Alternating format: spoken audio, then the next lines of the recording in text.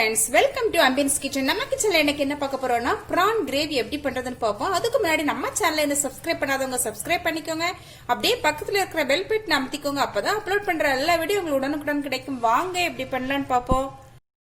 இறால் கிரேவி பண்றதுக்கு நான் இன்னைக்கு ஒரு மண் சட்டி அடுப்புல வச்சிருக்கிறேன். இந்த சட்டி காஞ்சிச்சு. இதுல 3 டேபிள் ஸ்பூன் எண்ணெய் விட்டுக்கலாம். தேங்காய் எண்ணெய் தான் யூஸ் பண்றேன். நீங்க எந்த குக்கிங் ஆயில் யூஸ் பண்ணுவீங்களோ அதை யூஸ் பண்ணிக்கலாம்.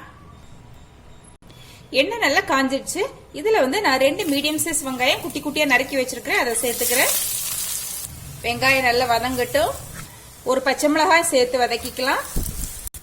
வெங்காயம் ஒரு 3 நிமிஷம் நல்லா வதங்கிடுச்சு. இப்ப நம்ம தக்காளி சேர்த்துக்கலாம். 2 மீடியம் சைஸ் தக்காளி எடுத்து இந்த மாதிரி குட்டி குட்டி நறுக்கி வச்சிருக்கேன். அதை சேர்த்துக்கலாம். இப்ப சேர்த்து நல்லா வதக்கி விட்டுக்கலாம். இது கூடவே ஒரு 1/2 டேபிள் ஸ்பூன் உப்பு சேர்த்துக்கலாம்.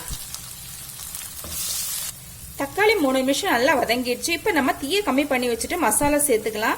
பாத்தீங்கன்னா 1/4 டீஸ்பூன் மஞ்சள் தூள், 1 டீஸ்பூன் மிளகாய் தூள், 1 டீஸ்பூன் மல்லித்தூள், 1/2 டீஸ்பூன் ஜீரகத்தூள். இப்போ ஒரு 2 நிமிஷம் வதக்கிக்கலாம். இப்ப 2 நிமிஷம் வதக்கி விட்டோம். இப்ப 1/4 கப் தண்ணி சேர்த்துக்கலாம். ஓகே, இப்ப தண்ணி சேர்த்து 2 நிமிஷம் ஆயிட்டு இப்ப நம்ம கிளீன் பண்ணி வச்ச இந்த இறாலை சேர்த்துக்கலாம். 1 கப் இறால். நல்லா மிக்ஸ் பண்ணிக்கலாம். ஒரு 5 நிமிஷம் நல்லா வேகட்டும். மூடி போடுவோம். நடுவே கிளறி கொடுக்கலாம். இப்ப 5 நிமிஷம் ஆயிட்டு இது கூடவே 1/2 கப் தேங்காய் பால் சேர்த்துக்கலாம். நல்லா கலந்து விடலாம். ஏற்கனவே நம்ம உப்பு சேர்த்துருக்கிறோம். இப்ப ஒரு 1/4 டீஸ்பூன் உப்பு சேர்த்துக்கலாம். இப்ப கொதி வந்துச்சு. இதை மூடி போட்டு ஒரு 10 நிமிஷம் வேக விடுவோம் மீடியம் ஃப்ளேம்ல. ஓகே ஃப்ரெண்ட்ஸ், இப்ப 10 நிமிஷம் ஆயிட்டு பாத்துடலாம்.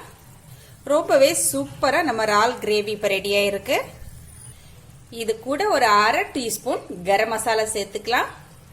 நல்லா கலந்து விட்டுக்கலாம். ஓகே, கரம் மசாலா சேர்த்து 1 நிமிஷம் ஆயிட்டு இப்ப நம்ம கொஞ்சமா மல்லி இலை தூவி ஸ்டவ் ஆஃப் பண்ணிக்கலாம். ஓகே ஃப்ரெண்ட்ஸ், இந்த ரெசிபி உங்களுக்கு பிடிச்சிருந்தா ஆம்பியன்ஸ் கிச்சனை சப்ஸ்கிரைப் பண்ணி லைக் பண்ணி ஷேர் பண்ணி கமெண்ட் பண்ணுங்க. மீண்டும் நல்லதொரு ரெசிபியோட உங்களை சந்திக்கிறேன். Bye bye.